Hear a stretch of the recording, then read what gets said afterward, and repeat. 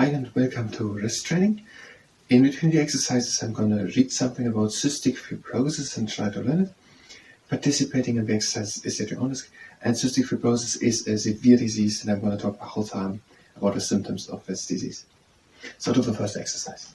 We're having just a good stand. We're having both arms at the side, both hands formed to fist. Now we're bringing these fists down and again up. And if you feel at any time pain at the wrists during these exercises, any of them, stop immediately.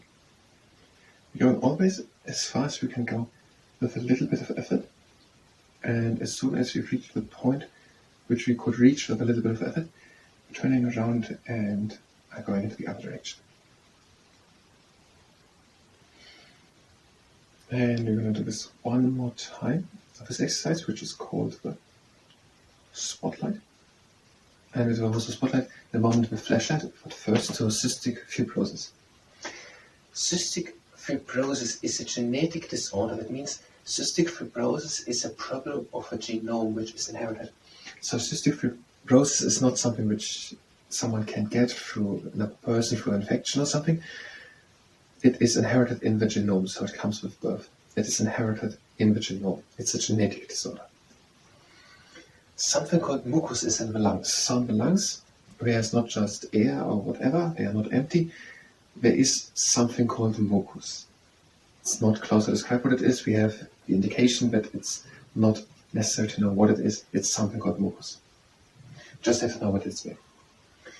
By cystic fibrosis, the normal clearance of this mucus in the lungs does not properly work.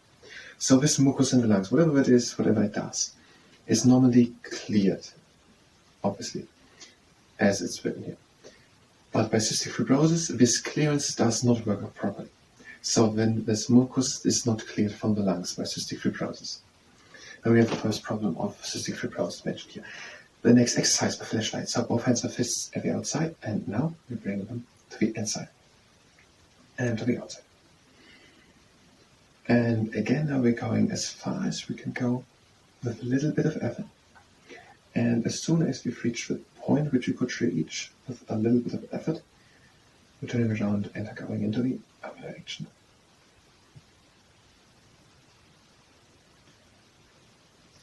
And for the last time. So, cystic fibrosis is a genetic disorder. That means it is through the genome, through DNA, inherited. And there is a problem by this cystic fibrosis with the clearance of the mucus in the lungs. Because the lungs are by the inherited genetic disorder cystic fibrosis not properly cleared for mucus, the lungs are more vulnerable for infections with bacteria. Beside of the lungs, where it impairs the clearance for mucus, cystic fibrosis can also affect the pancreas, the liver, the kidneys, and the intestine. So, if the mucus is not cleared properly from the lungs, then bacteria can easier colonize and live there. So bacteria can affect easier the lungs if the mucus is not properly cleared through cystic fibrosis. So it has an effect, but cystic fibrosis does not properly it does impair the clearance of mucus from the lungs, and the effect is that bacteria can easier live in the lungs. And it can also, beside of the lungs, affect the kidneys, the pancreas, the kidneys, and the intestine. The next exercise is the magician. Now we're having the hands as flat hands next to us. We're bringing these flat hands to the inside and back to the outside.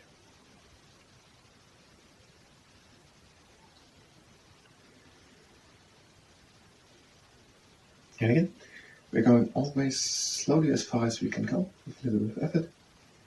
And as soon as we've reached the point which we could reach with a little bit of effort, turning slowly around and are going into the other direction. And now it's time for the last time.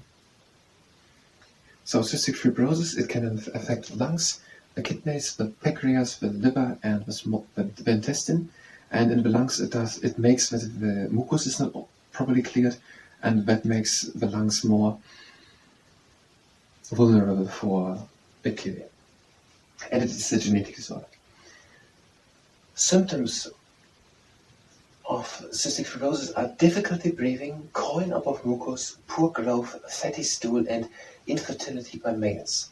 So difficulty to breathe, there's not written how that actually happens, so I can't really demonstrated, but difficulty breathing. Then coring up of mucus, whatever this mucus is, it can be cored up. Then poor growth, so I don't know what it really means, but they don't grow in height, but I think there was also something written through other dimensions which could be grown in. Then infertility by males, so that they can't get kids, I think that would mean infertility, and fatty stool, whatever that means. If on one of the 2 chromosomes of humans, the gene which encodes for cystic fibrosis transmembrane conduction regulator protein is not properly, the person carries cystic fibrosis but doesn't break out. So that name again, cystic fibrosis transmembrane conductance regulator. Cystic fibrosis transmembrane conductance regulator. That is the gene which is problematic. So humans have 2 chromosomes, and if on one, this gene which has the codec for this cystic fibrosis transmembrane conductance regulator, this protein, is a problem, then the cystic fibrosis does not break out. The person does not have cystic fibrosis.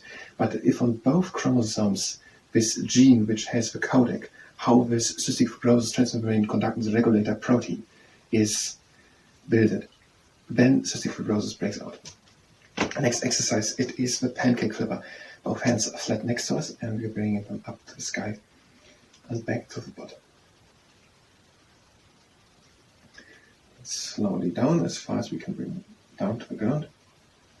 As soon as we reach a point which we could reach with a little bit of effort, we're switching and going into the other direction as far as we can go with a little bit of effort. And now for the last time. So humans have 2 chromosomes, and on both the DNA is written, so how humans should be built. It's the structure plan, so what should come where, basically. And if on one of the chromosomes this plan is wrong, then this person is a carrier. It can give that further as the next kids, so to the kids.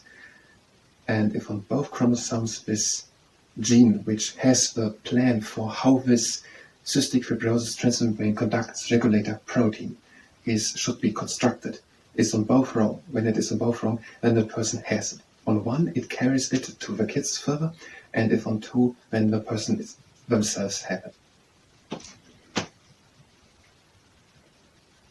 Cystic fibrosis transmembrane conductance regulator is involved in the production of sweat, digestive fluids, and mucus. If cystic fibrosis is present, the secretions are not thin as they should, but more thick. So now further explanation, so I can't really explain it based on this explanation, but this cystic fibrosis transmembrane conductance regulator protein is involved in the production of sweat, digestive fluids, and mucus. And normally they are thin, or however that is described now in the real world, but they are more thick. So instead that it's not really described from these 2 sentences, but that's sweat or mucus or digestive fluids are not thin as they should, but more thick. If has a problem on both chromosomes with the codec, with a gene which codes cystic fibrosis transmembrane conductance regulator. Cystic fibrosis, which impairs the clearance of mucus from the lungs, what makes the lungs more vulnerable for bacteria, is diagnosed by a sweat test or a genetic test. A sweat test for cystic fibrosis would measure the sodium concentration. The sweat by cystic fibrosis is more salty. Salt exists out of sodium chloride. So salt is made up basically out of sodium chloride. So also out of 2 stuffs, chloride and sodium. Salt is sodium chloride. And a sweat test measures how many sodium components. Sodium concentration was it, I think. The sodium concentration in the sweat. So a sweat test measures how much sodium concentration is in the sweat. And by cystic fibrosis, the sweat is more salty. Also, a gene test works in also pneumonia. So the next exercise it is now the T-Rex in the morning. So both hands up the flat hands, and the flat hands down to the ground. And up again. And down to the ground. And again up.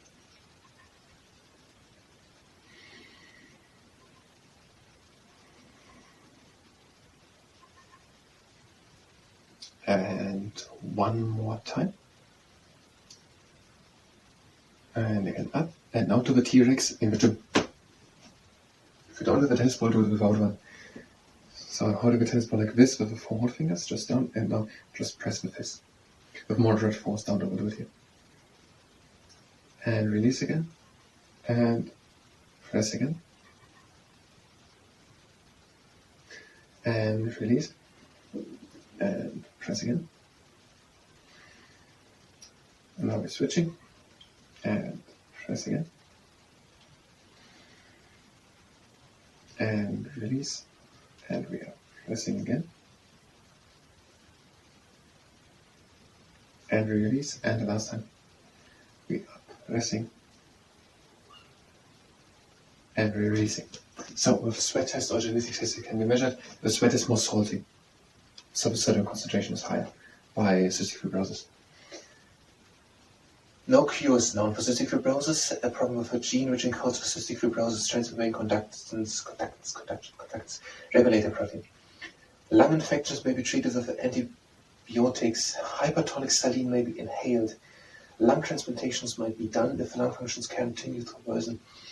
Pancreatic enzyme replacement and fat-soluble vitamin supplementation may be taken.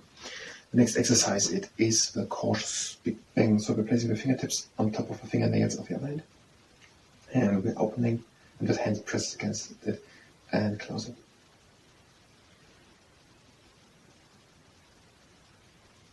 So, if the conditions worsens, lung transplantations, and we're opening again, and closing. Here switched.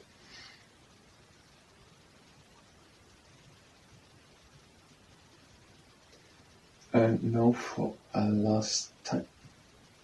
And back to the treatment, so no cures now. But lung infections will be treated with antibiotics. So lung infections with antibiotics, lung transplantations if it worsens. Hypertonic saline. Saline is water and sodium and water and salt solution, and salt is sodium chloride. So saline is water, sodium chloride. Hypertonic saline may be inhaled. Lung transplantations and the lung functions, if the lung function continue to worsen. And pancreatic enzyme replacement and fat-soluble vitamin. The average life expectancy is 40 to 50 years. So people who have an expectancy of 40 to 50 years, which is 20 years less than people without cystic fibrosis. 1 in 3,000 Northern Europeans is affected, and 1 in 25 Northern Europeans is a carrier. So in Asia and Africa, less people are affected and carries it. In Northern Europe, it is 1 in 3,000 has cystic fibrosis, and 1 in 25 Northern European carries it. And the extremes are Ireland with 1 in 3,000, or 1 in 1,300, and Japan with 1 in 350,000. So the extreme cases are in Ireland, there has 1 in 1,300 people, 1 in 1,000, and Japan with 1 in 300,000. So Ireland 1 in 1,000, and Japan 1 in 300,000. And I'm going through it, I don't have that much time left. Dorothy Anderson recognized cystic fibrosis as a specific disease in 1938 and named it after the characteristic cysts and fibrosis in the pancreas. So the pancreas, it's next to the stomach, behind the stomach, there it shows cysts and fibrosis, and Dorothy Anderson named it after it in 1938, had she recognized it as a single specific disease or disorder.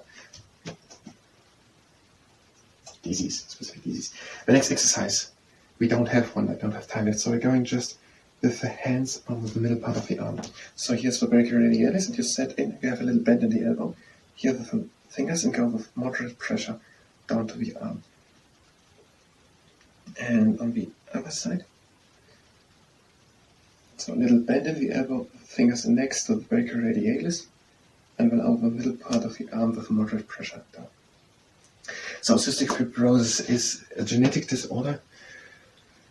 It affects 1 in 3,000 in Northern European, 1 in 25 carries it in Northern European. It's a problem with the clearance of mucus, and that makes the lung more vulnerable for bacteria. It affects also the kidneys, the pancreas, the kidneys, the liver, the kidneys, and the intestine. And for sweat tests, it can be, if the sweat is more salty, I don't know if time left. And thank you very much, and until next time.